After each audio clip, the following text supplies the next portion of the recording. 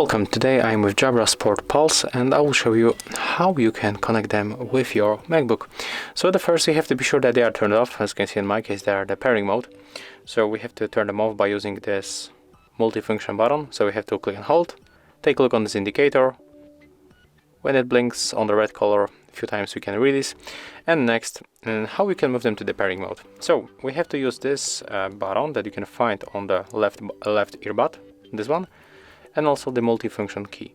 So we have to click and hold them at the same time for a few seconds until this indicator starts blinking.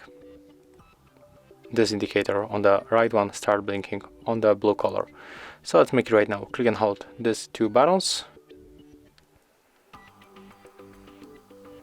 Take a look on the indicator. It turns to the blue. So right now we can release.